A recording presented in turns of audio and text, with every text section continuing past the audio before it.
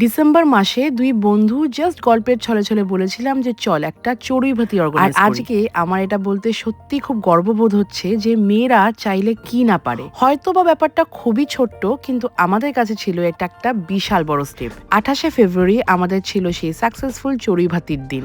বং সোলমেটস এর তরফ থেকে পুরো ব্যাপারটা আমরা অর্গানাইজ করেছিলাম।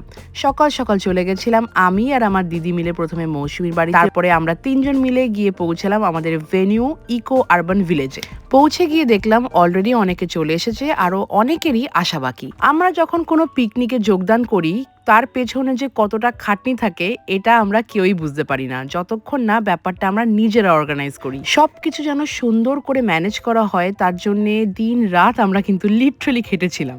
আর কাল যখন সবাইকে দেখছিলাম যে পিকনিকে তারা কতটা এনজয় করছে, নিজেকে বিশ্বাস করানোর জন্য চিমটি কাটতে হচ্ছিল। হ্যাটস অফ টু আমাদের অ্যাঙ্কার অঙ্কিতাকে, যে পুরো ব্যাপারটাকে সুন্দর করে গুছিয়ে ম্যানেজ করছিল। এই ক্ষুদ্র মানুষটিও এসেছিল আমাদের চড়ুই ভাতিতে। অর্গানাইজ করা হয়েছিল অনেক ধরনের খেলা, যেখানে পার্টিসিপেট করছিল প্রত্যেকটি মানুষ।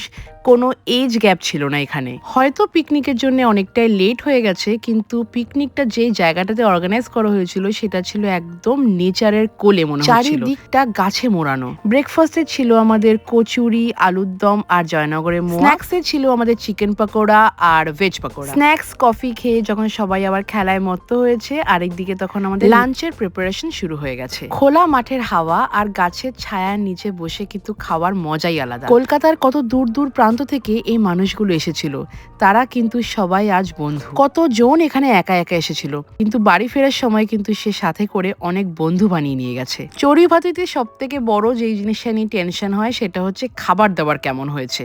সবার কাছ থেকে রিভিউ নিয়ে দেখলাম যে সবার বেশ পছন্দ হয়েছে খাবার দাবার। একদিকে যখন খাওয়া দাওয়া চলছে তখন আমরা তিনজন মানে মৌসুমী, আমি আর দিদি মিলে গেলাম ট্রাইবাল মিউজিয়ামে। ইকো আরবান ভিলেজের ভেতরেই ওটা। ট্রাইবালসদের হাতে বানানো জিনিসপত্র রাখা। সব থেকে মজার বিষয় হচ্ছে রাম কিঙ্কর বেজেরও প্রচুর জিনিস ওখানে রাখা আছে। শান্তিনিকেতনে গেলে যে জিনিসটা আমরা ফিল করি সেই জিনিসটা কিন্তু ওটার ভেতরে আমরা ফিল করতে পারছিলাম। একদিকে জলাশয়, বক পাখি বসে আছে, চারিদিকে গাছপালা, ছাওয়া, হাওয়া। এক প্রান্তে যেরকম পিকনিক চলছে, আরেক প্রান্তে কিন্তু এটাও একটা জগৎ। খাওয়া দাওয়ার পরে সবাই এইদিকে হাঁটতে হাঁটতে আসছিল। সব থেকে বেশি ভালো লেগেছে একটা জিনিস, যে সবাই আমাদেরকে ধন্যবাদ জানাচ্ছিল এরকম অদ্ভুত একটা টাইমে চড়ুই ভাতি রাখার জন্য। বুঝতে পারলাম এরকম একটা জিনিস সবাই মিস করছিল। ফাইনালি সারাদিন দৌড়দৌড়ি করার পরে আমাদের খেতে বসার পালা। খেয়ে দেখলাম সত্যি সত্যি প্রত্যেকটি খাবার দুর্দান্ত হয়েছে।